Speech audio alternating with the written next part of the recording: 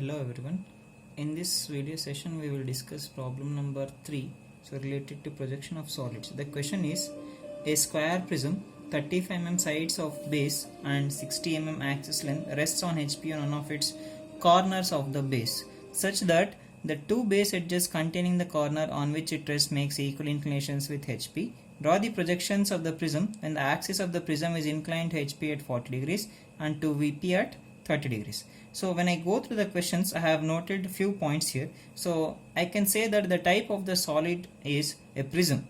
Okay, and what type of prism it is? It is a square prism. And what are the dimensions of the square prism? The base of the square is 35 mm and the height is nothing but the axis length of the prism, that I have taken it as, he has given it as 60 mm. Okay, and we'll solve the problem in the three positions. So first position is the normal position, second is the conditions with respect to one plane, and the third one is the condition with respect to the another plane.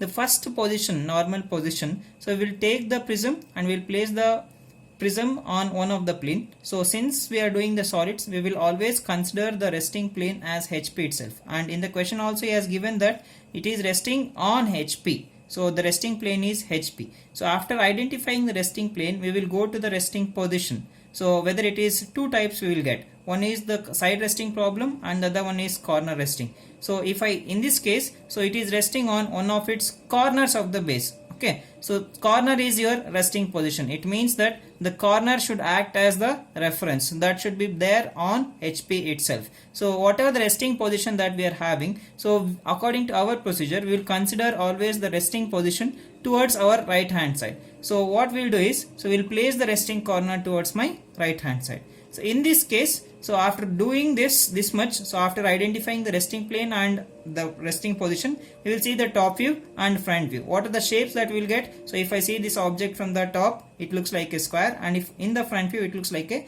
rectangle. So now let me show that with the help of this prism. So prism, if I say, so the base and the top face will be having the regular polygonal surfaces. So here in this case it is a square prism, so we'll be having the top face as a square and the base face also a square. Okay, and all the base corners we have given the namings as with suffix 1, and the top corners without any suffix 1 I have given the namings. Okay, so totally 8 corners are there for this figure. So 4 corners at the base and 4 corners at the top face. So now with this prism, what I should do, I need to place this prism on HP in such a way that the corner should come towards your right hand side. You must have the corner towards the right hand side.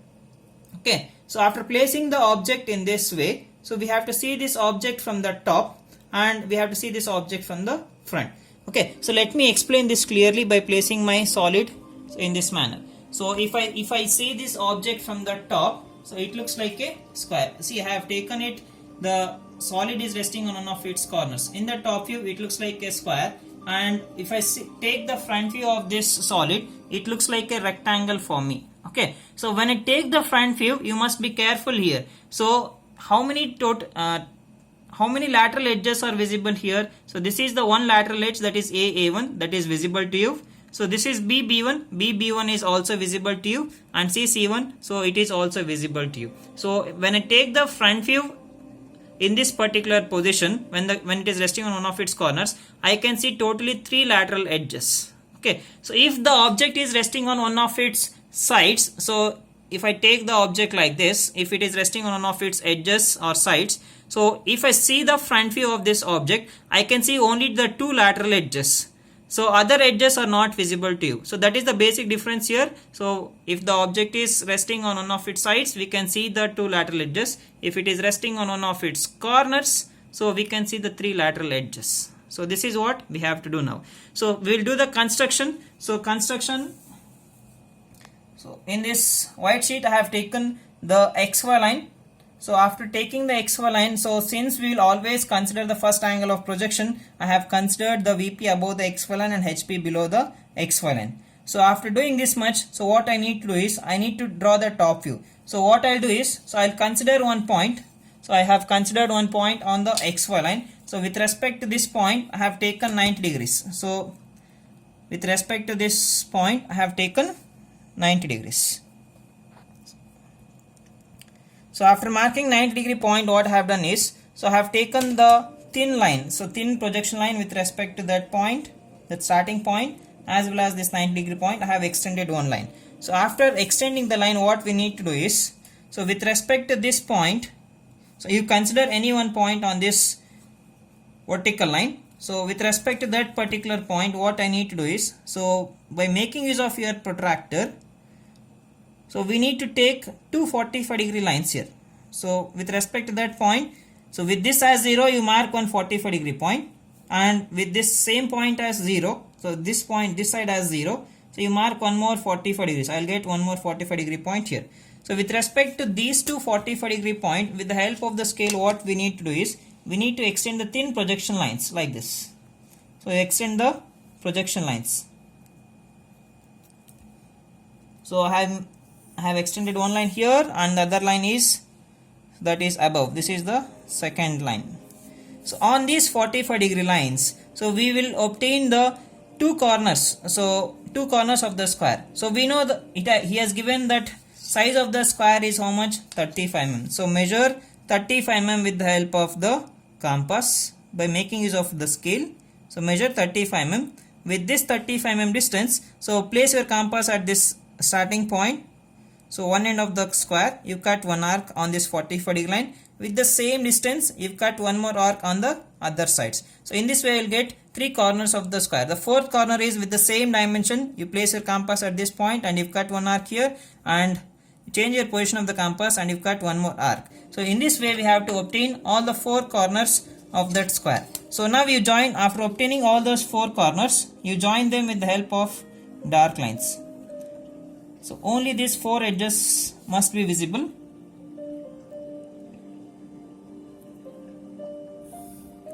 So second edge, this is the third edge, and finally I am having fourth edge here. So this is the top view of the square. Okay, so after obtaining the top view, so I need to do the dimensioning for this top view. What I have done is, I have taken the extension lines, and with respect to that extension line, I have taken the dimension line, so which is exactly, so 90 degrees with respect to that extension line, and you write the size of the square. How much? 35 mm. Okay, so now angle is 90 degrees, that we know all of you. So I will do the namings. Before that, you erase the extra lines, so don't keep any extra lines. So the namings, what are the corner that is there towards my right hand side, I'll consider it as A. So if I see it from the top, so I can observe here, I can see only the namings without suffix 1. I can see A, B, C as well as D. Okay, I can't see this base corners, that is A1, B1, C1 and D1. So hence I'll write that hidden corners inside the brackets. So A should be written outside the bracket, and A1 should be written inside the bracket. So A of A1, B of B1, this point will be C of C1, and finally I'm having D of D1 point here. Okay, so once after obtaining the base corners, so I need to obtain the center point of this solid. Always we need the axis for the solids. So what we will do is, so I need to obtain the center point of the cross section. The cross section is a square. So how to obtain the center point of cross section of square? So that is, so by drawing the diagonals. You see that where these two diagonals will intersect, so that point will be the center point of the square. So hence what I have done is, so I have drawn two lines, so diagonals. So this is one diagonal, and this is my another diagonal which is passing through B of B1 and D of D1. Where these two diagonals will intersect, so that will be your center point of that square. You call that as O of O1. Why it is O of O1? Because if you see it from the top, only point O is visible, O1 is not visible to you. Okay, this is about the top view. So now I'll go and take the projection, and I'll obtain the front view. So how to obtain is, so you extend the projection lines. So with the help of this set square, I'll take the projections from each and every corner. Okay, so I'll take one line, take the projections. So these projections has to be exactly vertical with respect to your xy line. So the third projection line is with respect to point A of A1. Okay, so after obtaining these three lines, so I need to take the front view. We know that front view, it looks like a rectangle. So what is the height of that rectangle? It is 60 mm. So what I have done is, so I have extended the line until it reaches to a point of 60 mm. So this is how we have to take the point. So from the other extreme projection line, so what I'll do is I'll extend the line with respect to that last line. I'll take one point at a distance of 60 mm. Again, you draw a dark line like this, and you join all these four corners with the help of the dark line. So this is the front view. It looks like a rectangle. It looks like a rectangle for me. So what is the height of the rectangle? The height is how much? 60 mm. So take the extension lines. With respect to that extension line, you draw dimension line and you write this dimension as 60.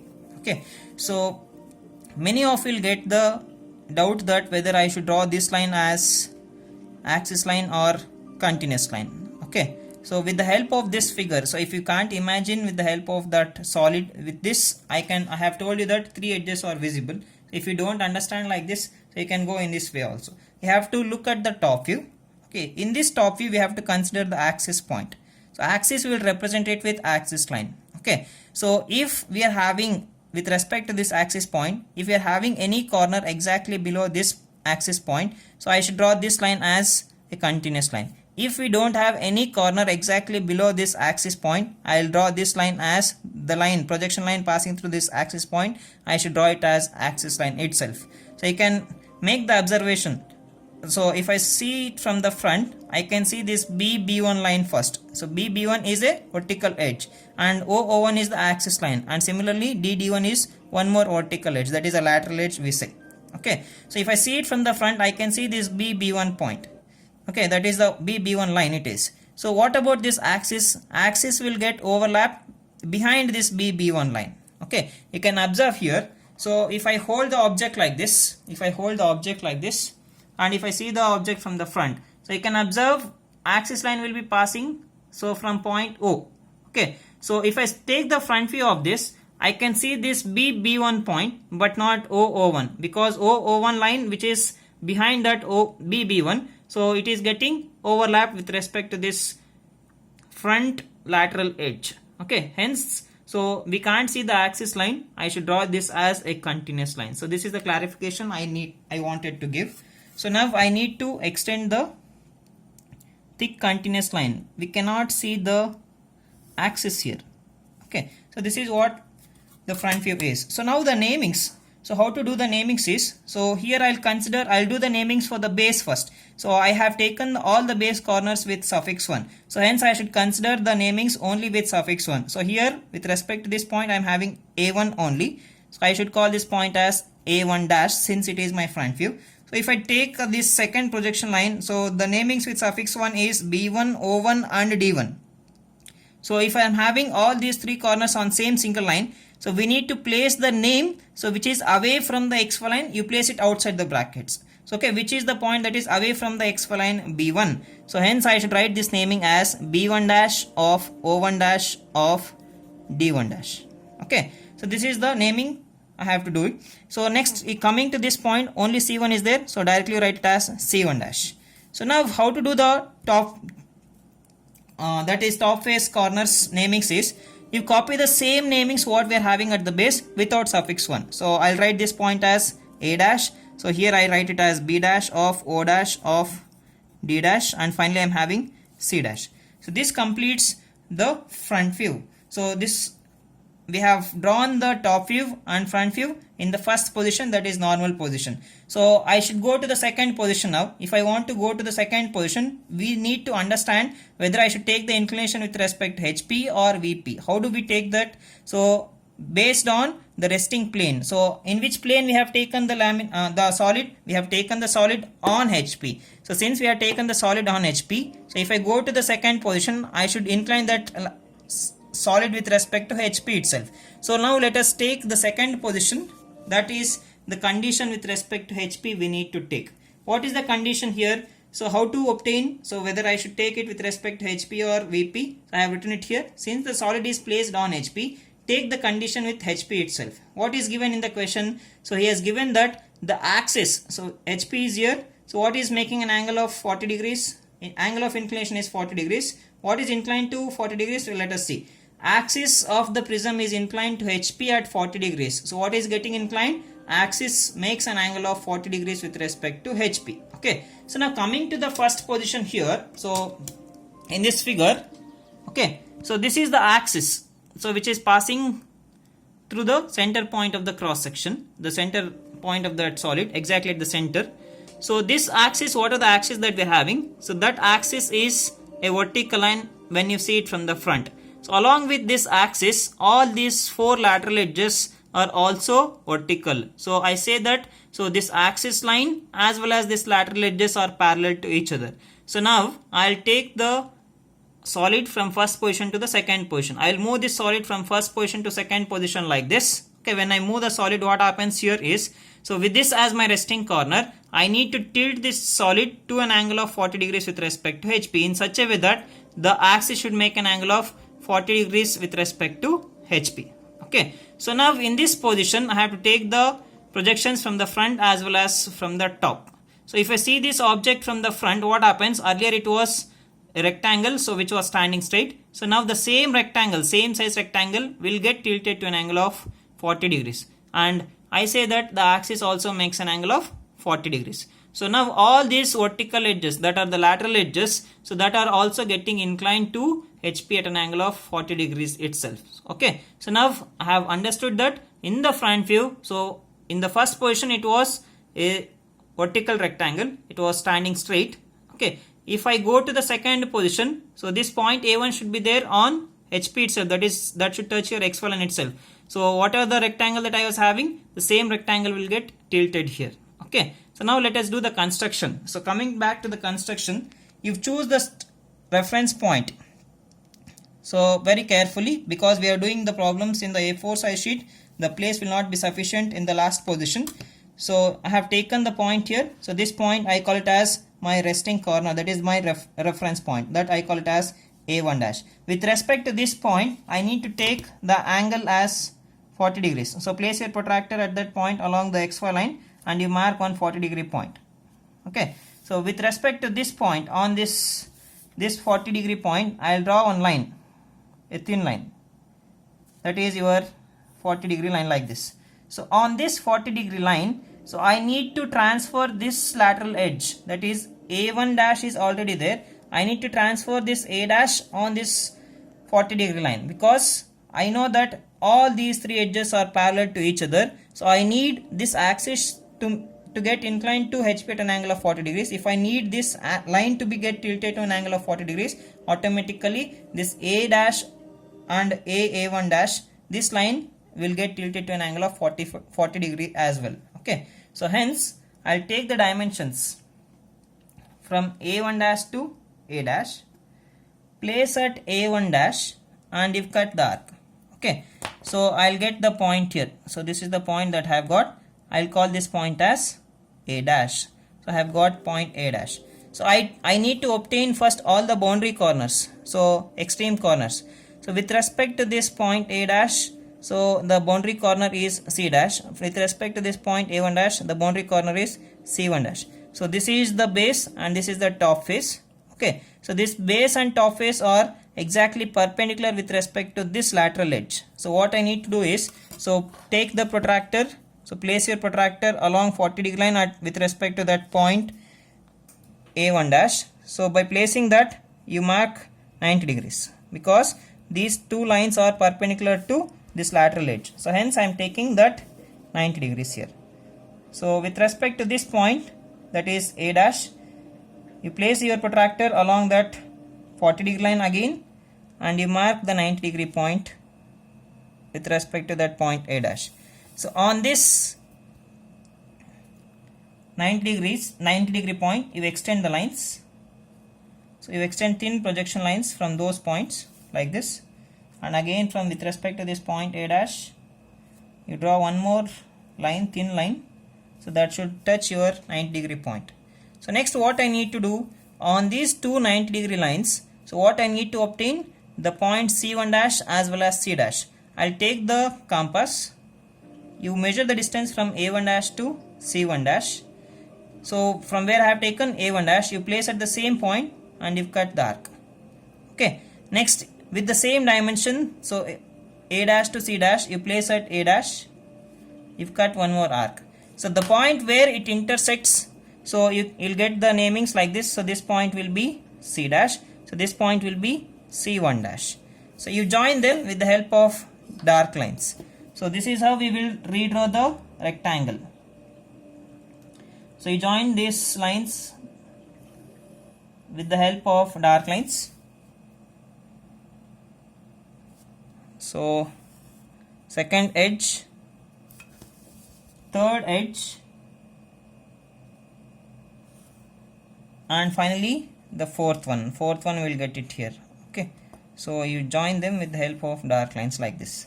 So now I need to obtain this center line. So how to obtain that? You take the dimensions from A1 dash to this B1 dash of O1 dash of D1 dash. Take this distance, place at A1 dash, and you cut the arc. With the same dimensions, you cut the another arc here like this. So you join them with the help of dark line. So here also this portion has to be dark. This remains as continuous line itself. In order to represent the angle as 40 degrees, so from here I will pull that axis line. So you need to extend it as axis. Many of you will draw this as continuous line, so don't do that. So that should be the axis. So because axis makes an angle of 40 degrees with respect to HP, you represent that angle 40 degrees here with respect to HP. Okay, so this is about the front view. I am missing the namings here. So you give the namings B dash of O dash of D dash. Here I will get it as B1 dash of O1 dash of D1 dash. Okay, so this completes the front view. Now I will go with the top view. How to take the top view? So first we need to extend the projections. Take the projections. First I will go with the horizontal projections. So with respect to this point C of C1, so that also passes through this O of O1 as well as this A of A1 also. So with respect to this B of B1, you take the projections parallel with respect to your XY line. So now we will take the vertical projection. So when you take the vertical projections, you take in such a way that so it will touch accordingly. Where is A dash? This point is A1 dash and A1 is here. So you extend the projection line until there itself. Next is we are having three corners here. So you extend the projection lines till the farthest point, that is B1. So I'll get B1 here. Next is C1. C1 dash is here and C1 is here. Where these two points will intersect, that is point C1. Okay. So in the same way, I'll take the projections from this top face, that is C dash.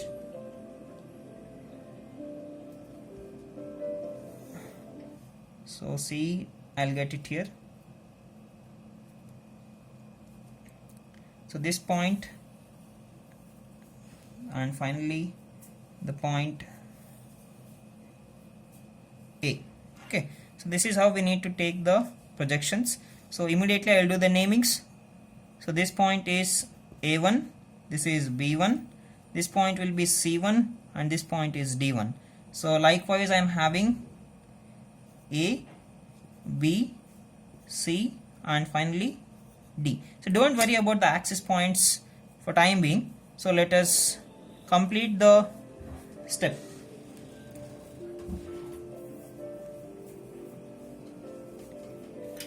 Okay, so after doing the namings, what I need to do is, so I need to draw the boundary lines. So how to identify the boundary lines? With the help of the scale, we have to place the scale in such a way that if I place the scale between any two corners, I need to obtain all the remaining corners on the same side of the scale. So can I place the scale between this B1 and C1? So how to identify that? So we are having the namings here. Okay, so in this way we have to take with respect to this. So now I can if I consider point B1, there will be line from B1 to C1. So hence I can place the scale between B1 and C1. So by placing like this, I'll check whether I'll get the remaining corners on the same side of the scale or not. So now I'm getting all the remaining corners on the same side of the scale. So hence this is my boundary line. So in this way we have to identify the boundary lines. So next from B1, so I'll be having line from B1 to B also. So I can place the scale between B1 and B.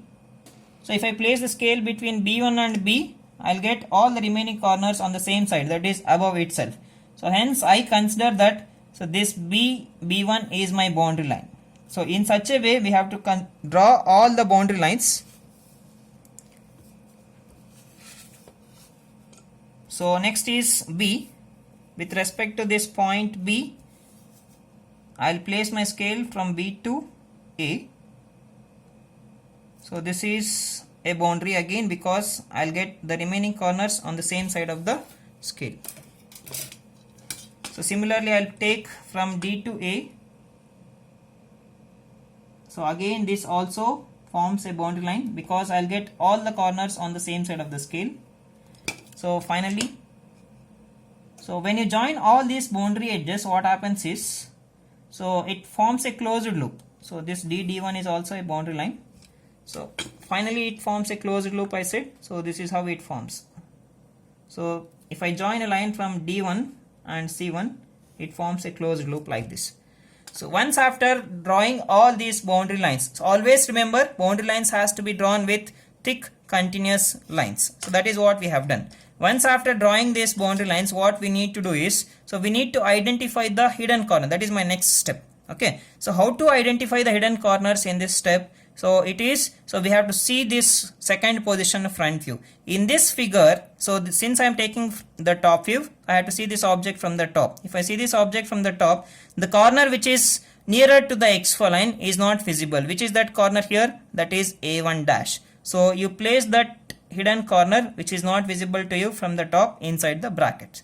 So whatever the lines that we will get from the hidden corner, those lines will be the dotted lines. Okay. So one thing you must always remember is, so whenever you consider any corner in the figure, so how many lines we need to have? So we need to have 3 lines because solids are 3-dimensional objects. From each and every corner we will be having 3 lines.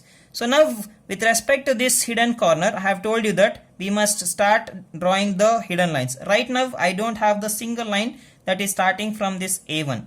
So which are the lines that we are having with respect to this point A1 is, so I am having the figure here. So in this way I can take the namings. So all the namings we have taken in the cyclic order. With respect to each point we will be having 3 bonds. Okay. So hidden corner is A1. So I will consider that as my hidden corner here. With respect to this point A1, which are those 3 lines? A1 to B1, A1 to D1 and A1 to A. Okay. Right now I don't have a single line. So all those 3 lines has to be drawn as dotted lines. If any lines comes on the boundary among those 3, you leave them, you draw it as continuous line. So if you don't get any boundary lines, you draw them as dotted lines itself. So those dotted lines has to be drawn with thick dotted lines. So A1 to D1, so that should be a dotted line. Okay, it is not a boundary line. You can observe here. So how can I say that is not a boundary line? If I place the scale between A1 and D1, so some points are below the scale and some points are above the scale. So hence it is not a boundary line. Okay, in such a way we have to identify that. So next is B1 to A1. We must have a line. So that line should be a dotted line. So you draw it as thick dashes. Next is A1 to A. So again we don't have line from A1 to A. You draw it as thick dotted lines like this.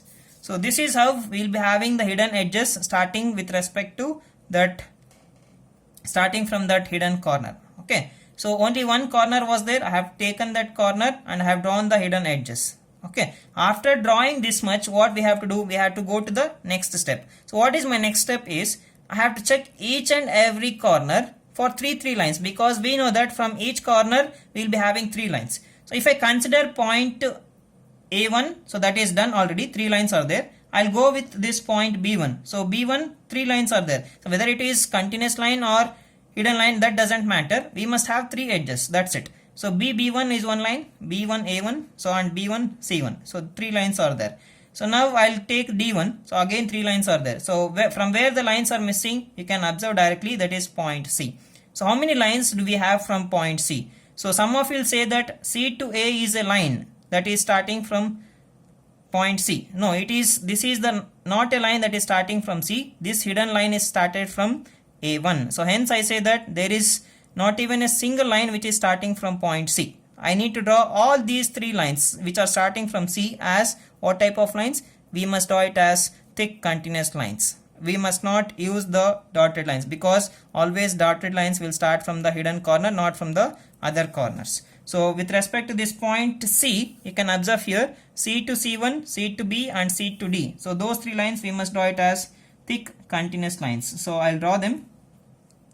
C to B is one line. Next is C to D is the another line. C to D. So when I join the line from C to C1, so this will get overlapped. So this continuous line will get overlapped so of this segment, that is the hidden segment, and it looks like a continuous line for me. So that will get overlapped like this. Okay, so only this portion looks like a dotted line, but actually this line is starting from A1. Okay, don't get confused that we are having 4 edges from point C. No, it is wrong. So we are having only 3 edges with respect to point C, and again 3 edges with respect to point A1. So now if we check all the remaining corners, we will be having 3 lines. So that satisfies the condition, and this completes the second position top view. Only thing that is missing is the axis point. So this point is O, and this will be O1. Okay, so now if I join these two, I need to draw it with the help of thin chain line. So if I draw a thin chain line on top of this, so till here it looks like a continuous line, and again here, since we are drawing the thin lines, this portion looks like a dotted lines itself. Okay, so whether it is visible or not visible, you draw that line, that's it. Okay, so this completes the 2 positions. So one is normal position and the second one is inclination with respect to HP. So now one more condition is remaining, that is the third position. So I need to take the inclination with respect to VP. So what is the condition here? The condition with respect to VP is the inclination he has given. He has given it as inclination to VP is 30 degrees. So since it is my third position, I need to see what is making an angle of 30 degrees. So in this case, if you observe, so the axis, he is just telling the axis of the prism is inclined to VP at an angle of